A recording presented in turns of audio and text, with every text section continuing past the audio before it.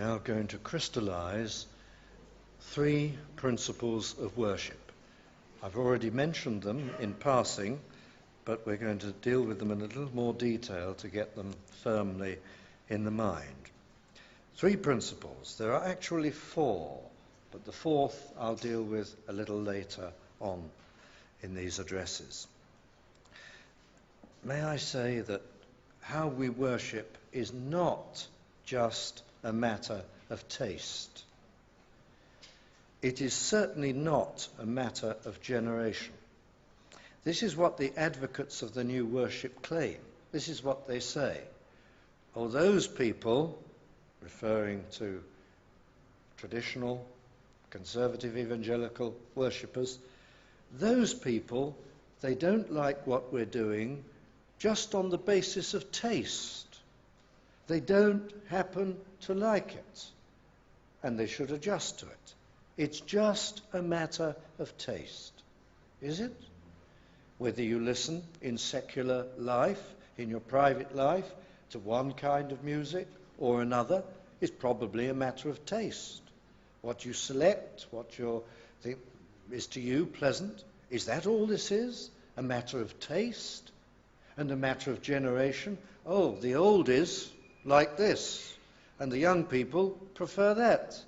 And therefore the older people are being very mean-spirited if they don't happily embrace the young people and let them do what they want to do. Is that what this is all about?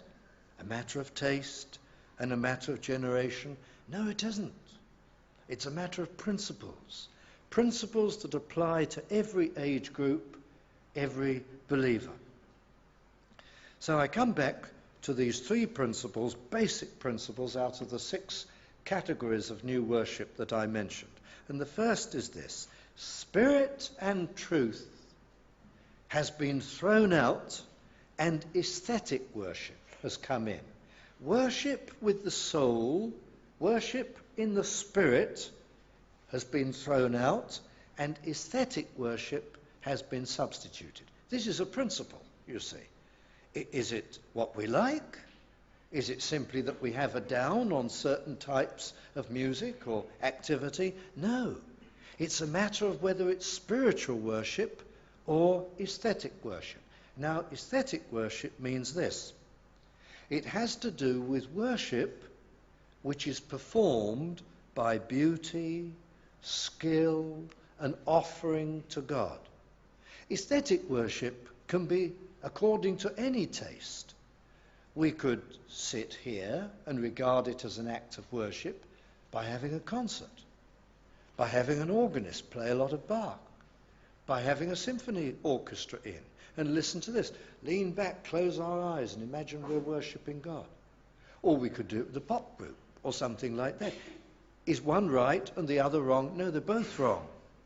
If it is aesthetic worship, if we imagine we are worshipping by making an offering of beauty, the skill of our instrumentality, the cleverness of our musical arrangements, the beauty of the sound, if we think these are an offering of worship, then we have given way to aesthetic worship. As though God was an aesthete, which is to say God was just a lover of earthly beauty, and he sat in the heavens enjoying the concert or the performance that we are putting on. That's aesthetic worship. Now, this used to be, and still is, chiefly adopted by the Church of Rome. The Catholic Church has always had aesthetic worship. They have always said worship needs a physical dimension. And you must be able to express yourself in some physical way and use your gifts. Worship, according to the Church of Rome, probably 80% wordless offerings. That term, wordless offerings. You worship by skill. There's an Anglo-Catholic hymn. You probably know it. It has these lines in it. Craftsman's art and music's measure, for thy pleasure all combine.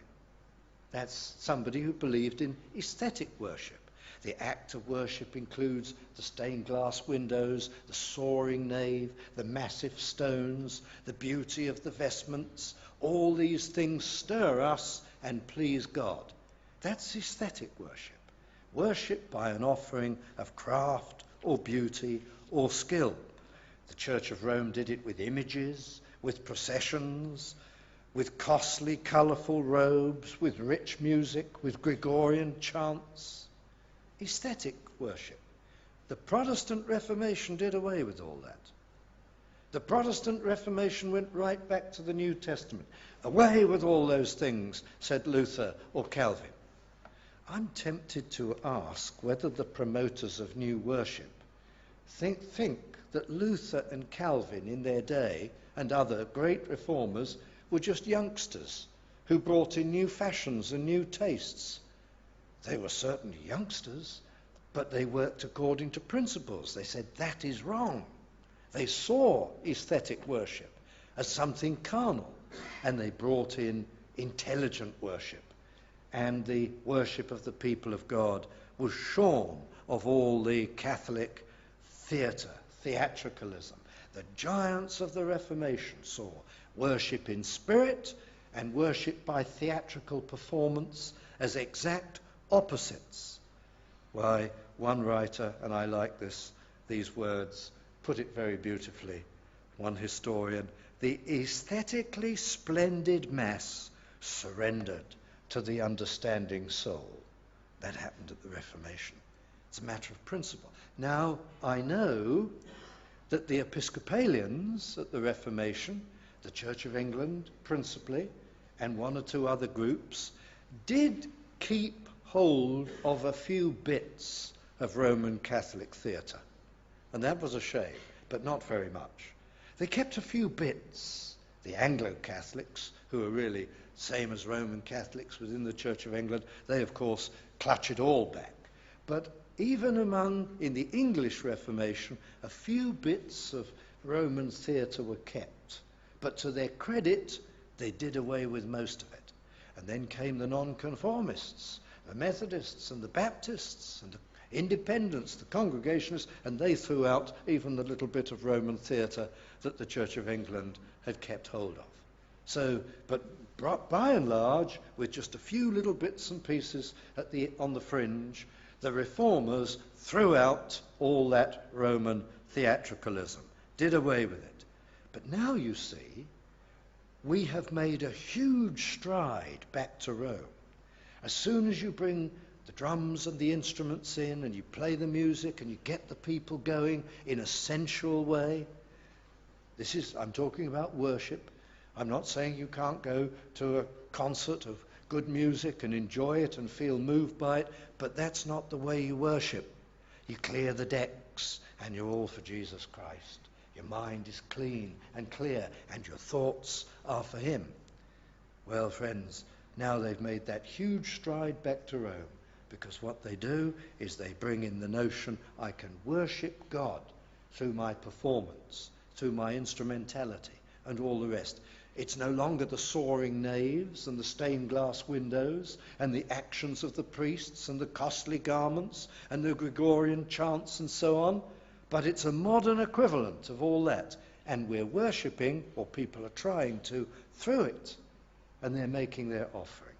Why, the new worship people even say, God is the audience. Many of their books that I've looked at, they use that kind of language. God is the audience. We're performing for him. That's aesthetic, you see. I worship through skill and through beauty. How has it happened? Well, we talked about the hippies and the new culture that they brought in. We talked about the worldly Christians, the term they gave to themselves extraordinarily. We've talked about the charismatic movement and its delight in all these external things. But there are other things that have brought it in.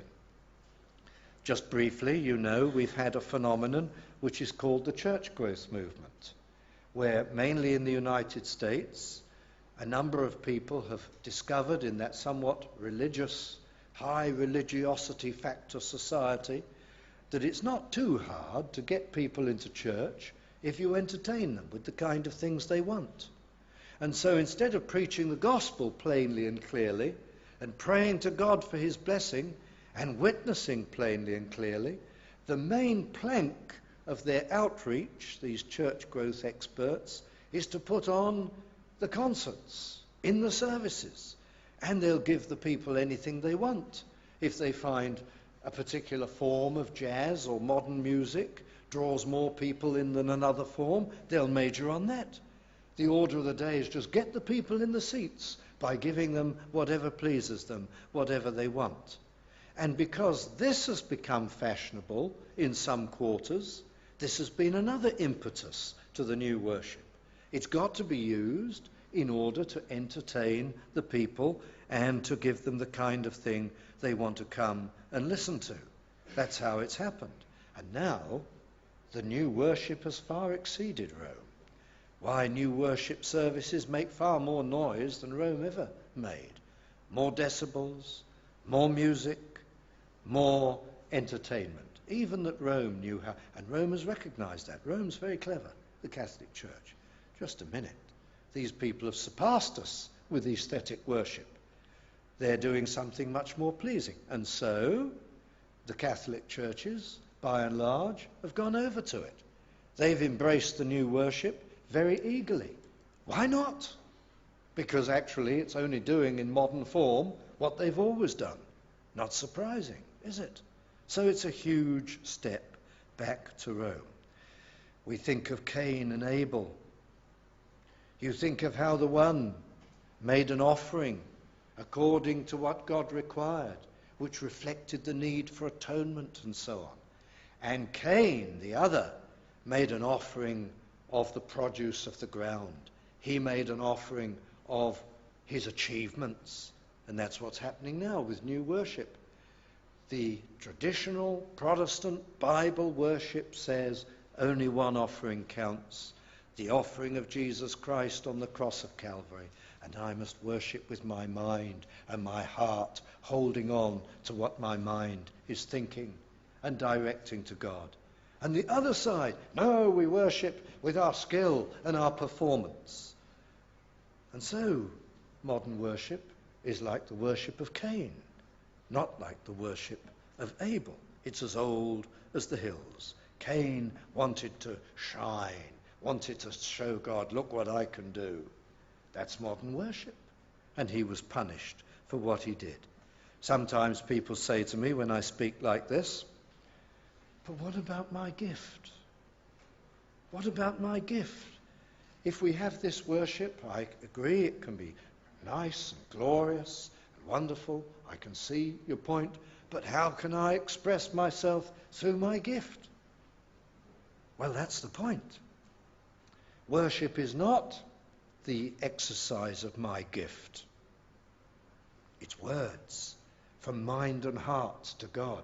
It's not the exercise of my gift. That's a great mistake that many make. If I can't express myself with what I can perform and produce, I cannot worship. Wrong. You've got the wrong idea of worship. You come before God as an empty, needy, naked soul.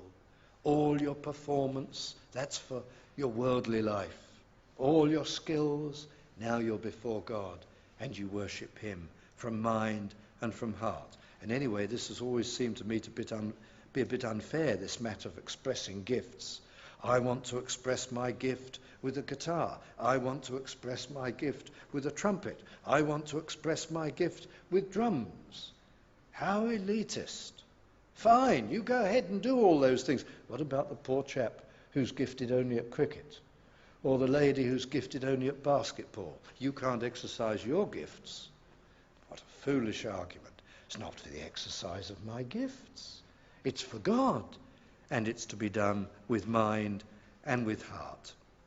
Well, that is the problem with aesthetic worship. The second great principle, it's got to be spiritual, not aesthetic. The second major principle I single out is this. Worship has got to be rational, not ecstatic. Now, I'm repeating myself for the sake of clarity.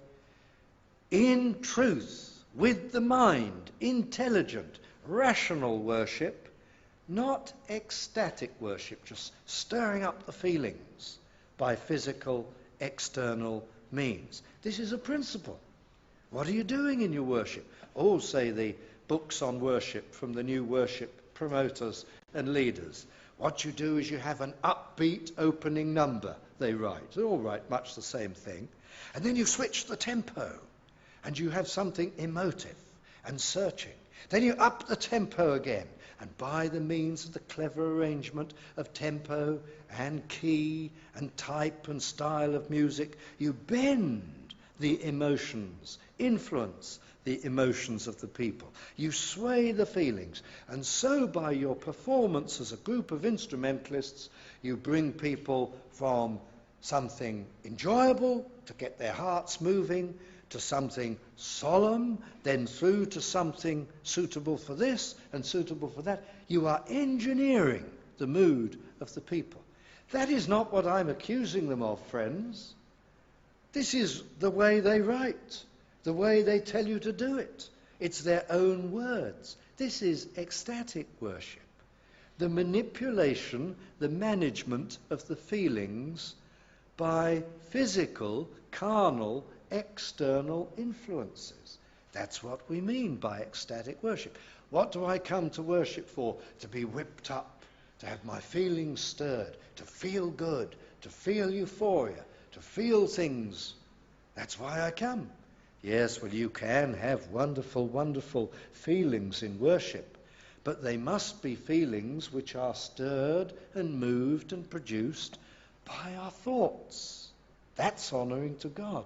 Lord, I love thee, and the feeling responds. I praise and thank thee, Lord, because my Saviour has come and done this and that, even for a worm such as I am.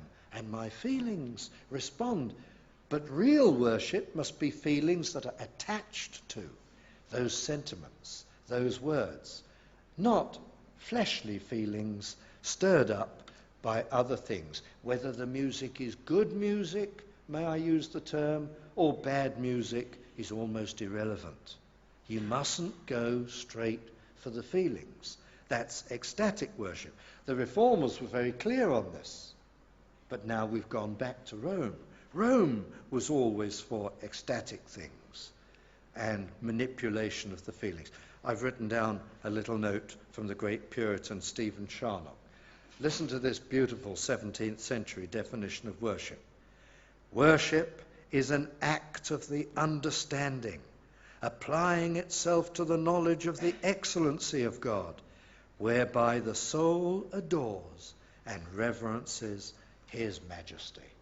Isn't that a beautiful, it's typical Puritan definition, typical Reformers' definition of worship.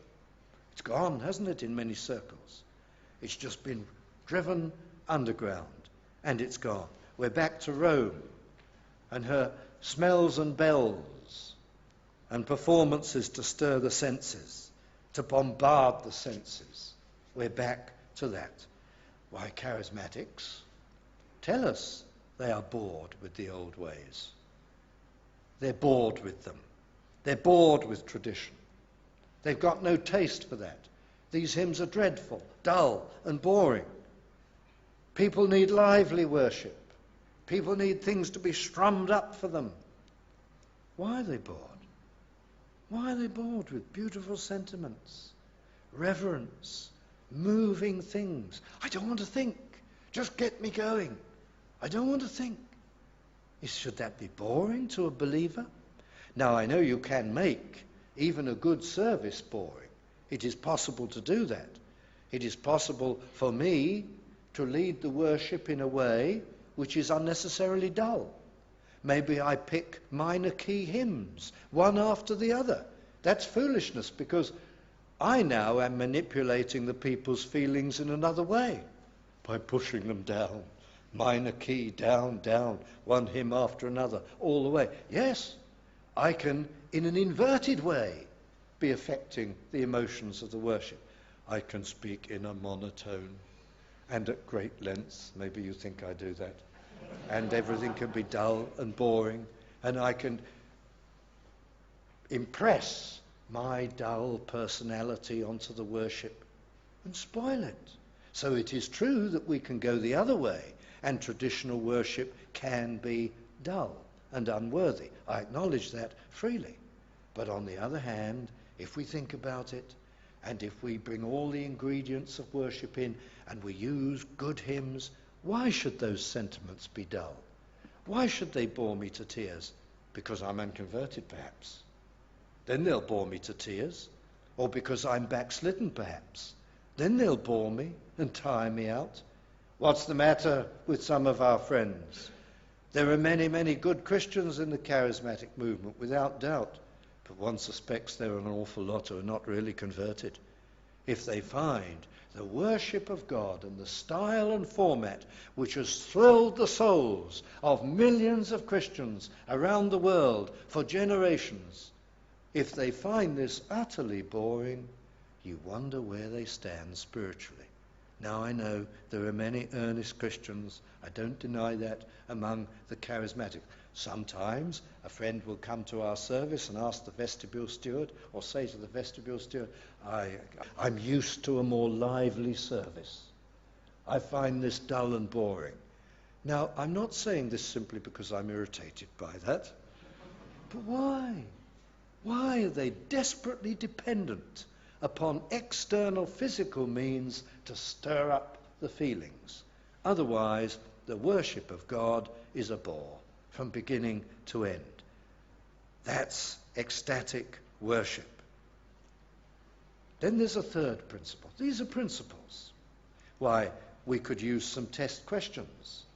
If I hear of a pastor or a church and he's abandoning the old ways and he's brought on the drums and the band and everything, I might say to him, why did you do that?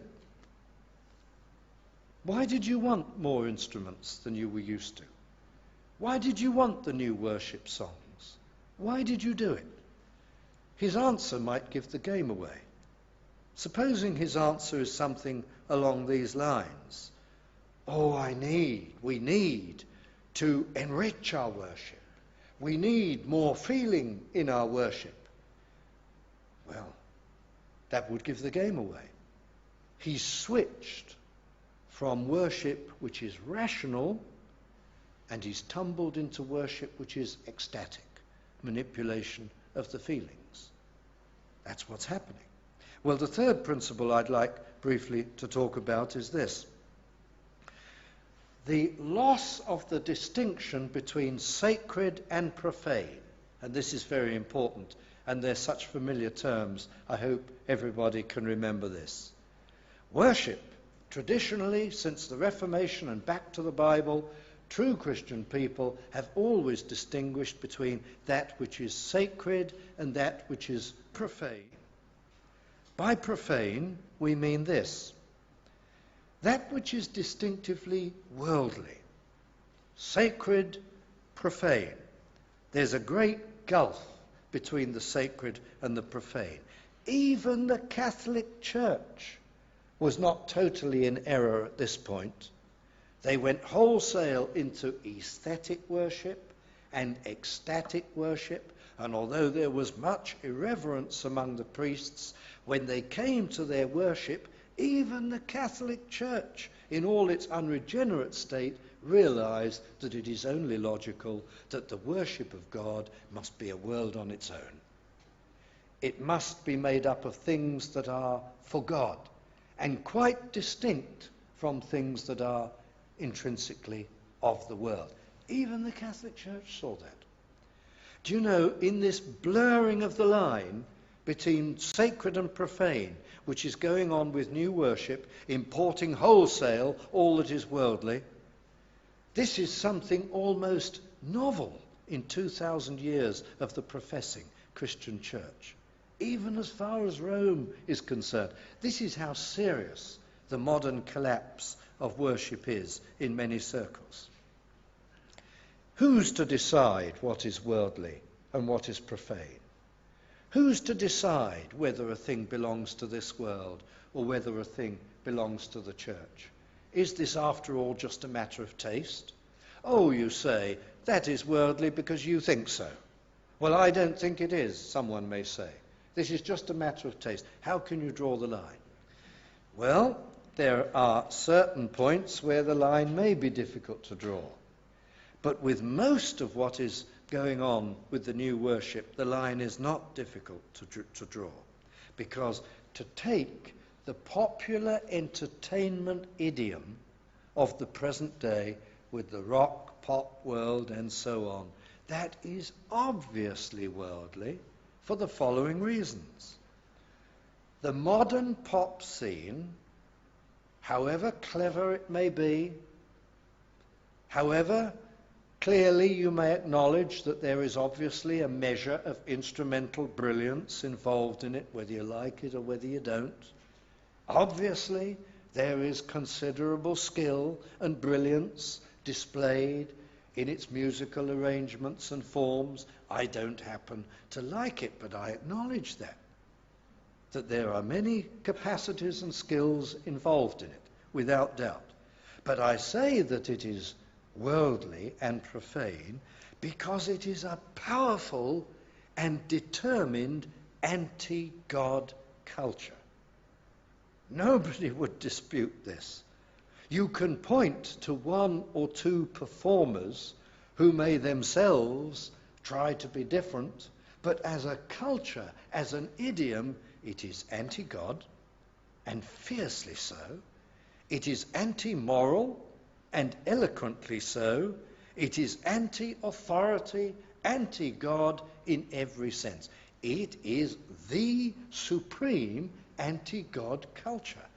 More obviously, determinedly, and powerfully so than any entertainment culture that there has ever been. So that has no place in the worship of God. None whatsoever. Why, if the church has sometimes pinched a tune from classical music, is that worldly? Not necessarily.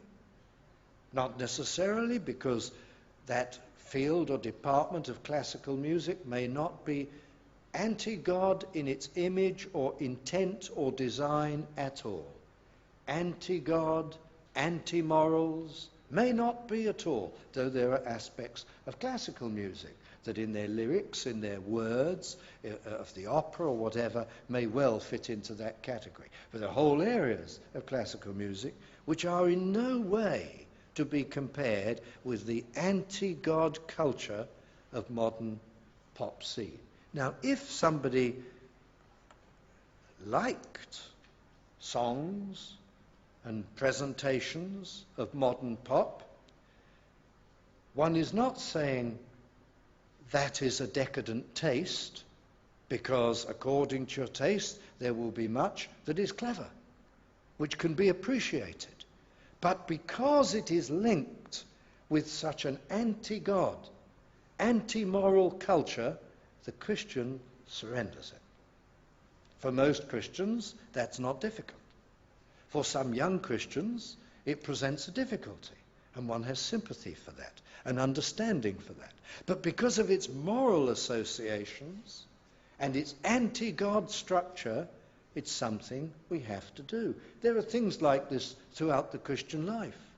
There are things we say, that is not for the Christian. It is intrinsically clever, but it's not for the Christian. And even less is it for worship. Why the modern pop culture decries biblical morality and its stars, and it flaunts the opposite in so many of the lyrics. It promotes the alternative society of free sex and so on. It promotes the worship of myself and my lusts as normal, reasonable living. It has an undisputed standing even in the mind of the general public, who accept it as being anti-God, anti-moral, has no place whatever in Christian worship. We say that it is therefore sinful to use these musical forms in worship, not because they are intrinsically sinful, but because they are all part and parcel of a totally sinful culture. Therefore it is wrong, and it is deeply offensive to God to bring them in to his worship. I'm going to turn you to some well-known scriptures and just read them to you rather than expound them. 1 John chapter 2, verse 15. Love not the world, the command of God, neither the things that are in the world. If any man love the world, the love of the Father is not in him. For all that is in the world, the lust of the flesh, and the lust of the eyes, and the pride of life, is not of the Father, but is of the world. And the world passeth away, and the lust thereof, but he that doeth the will of God abideth forever. What is intrinsically and essentially worldly shouldn't be in the life of the Christian at all, and particularly not in his worship. And then the letter of James, chapter 4 and verse 4. Ye adulterers and adulteresses. This does not refer to people who are committing the literal sin of adultery. This refers to people who are committing a spiritual sin of adultery by mixing the world and the church together. In many scriptures, if a Christian weds himself to or involves himself in things that are intrinsically worldly and profane, he is committing spiritual adultery. He is doing in the spiritual realm the equivalent of committing physical adultery in the physical realm, only something which is infinitely worse. Verse 4, ye adulterers and adulteresses, know ye not that the friendship of the world is enmity with God? Whosoever therefore will be a friend of the world is the enemy of God. Well, you couldn't have more powerful language than that. We are saying that the new worship is not only theologically inappropriate, incorrect, and an abandonment of principle, it is bringing the people of God to sin. It is intrinsically sinful and disobedient to God to the extent that the person who indulges makes himself an opponent of God and his precious will for the Church of Jesus Christ. That is why these things are so important and so significant. Now, our forebears knew it. Right up until the time when I was a youngster, these things were openly taught. All this was well known and affirmed. Our forebears would have avoided anything which fringed into the world of free sex, godlessness, drugs, and everything else. Without any doubt, there are two worlds for them. We'll be talking about this in School of Theology. The holy and the high, the kingdom of God, and the debased and the decadent, the kingdom of this fallen world. What a tragedy. Before the 1960s, all churches, more or less, practically all churches, thought this way.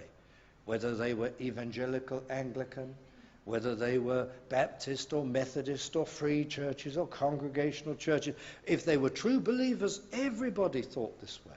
Around the world, on the mission field, in Nigeria and in all African countries, the true believers sang the old hymns. You know, they didn't have the tom-toms in and the drums and things like that.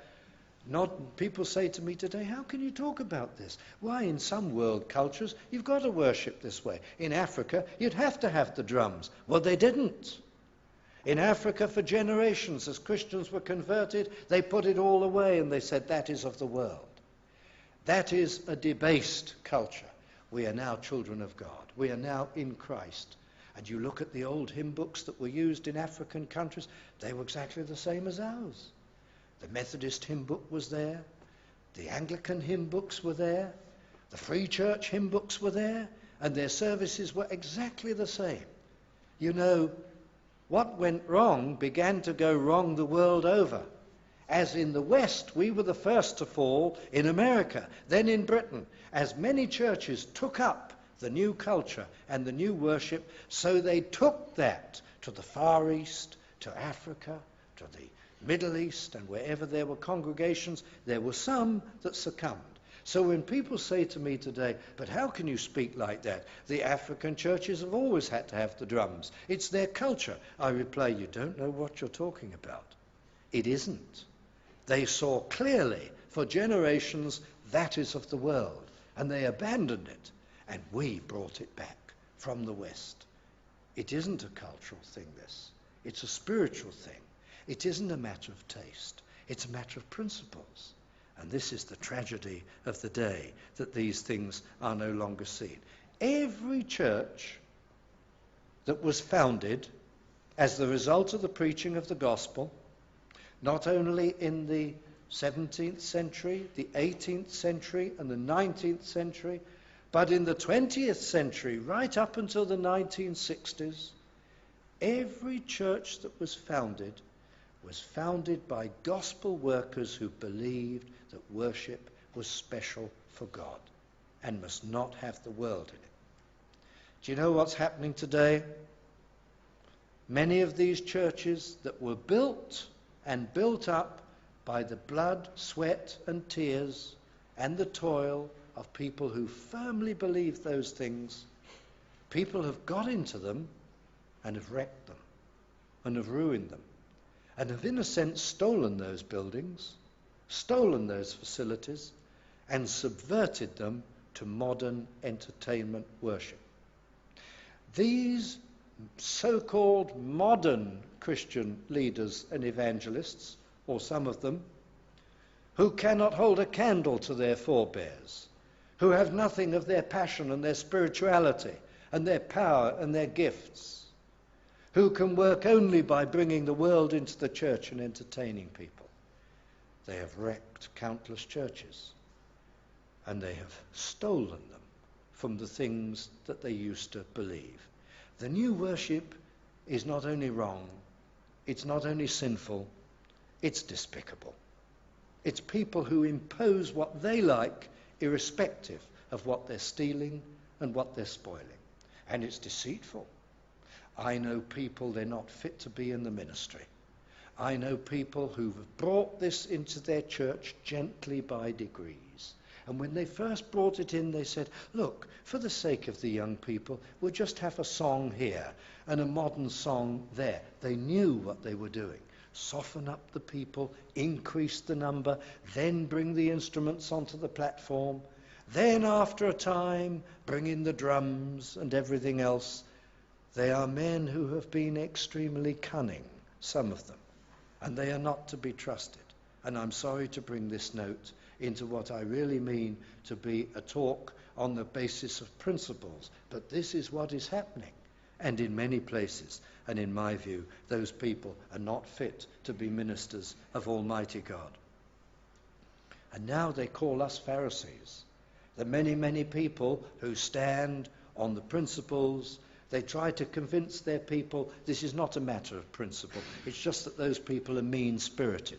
They don't want you to have what you'd like to have, and they won't adjust. Abraham was called out of his culture. And says the New Testament, these things were written for our learning. He was to be distinctive for the Lord. The children of Israel were brought out of their culture. They were even removed from foodstuffs, the foods of Egypt that they had eaten to some extent, though they were a poor people and enjoyed. Nothing wrong with those foods. But when they were given the beautiful manna, and they began to complain, we want to go back to the foods we were used to, God punished them. Because that was a lesson for them. You are to be a distinctive people. There wasn't anything even wrong with those former foods. But the lesson for us is we are to be distinctive and special to the Lord. Why, there's a passage in Ezekiel, and I'll read it to you from Ezekiel chapter 22 and verse 26. And here's the judgment of God upon Israel. Listen to this. Doesn't this apply today? Her priests have violated my law and have profaned mine holy things. They have put no difference between the holy and profane. Neither have they showed difference between the unclean and the clean. I have hid their eyes from my Sabbaths, and I am profaned among them. That's what's happened today. We will have no difference between the worldly and the spiritual, and it's gone, and God is angry. We could ask some of these people, and there are genuine people caught up in all this, why are you doing this? Why do you want the guitars and the percussion and the trombone and the saxophone and the xylophone? Why do you want these things? How are they going to help you? Oh, this will commend us to the worldlings of today, to this present generation. This will convince them that we're the same as them, that they've got nothing to fear, that there isn't a big gap between the world and the church. That's why we want to do it. Well, that is to destroy God's distinction between what is worldly and what is spiritual, and to bring the profane into the worship of God. And that is offensive to him, and that is sinful. That's the reason why it's wanted, and that is a great tragedy. The additional principle, the fourth principle that I want briefly to touch upon, but towards the end of our next little session, will be the necessity of reverence in worship. Reverence has gone. The necessity of reverence. So don't forget these things. Spiritual, not aesthetic. Rational, not ecstatic. Sacred, not profane. And then reverent. These are the principles. We must have them in our minds. Not a matter of taste, not a matter of generation. Solid scriptural principles have to govern.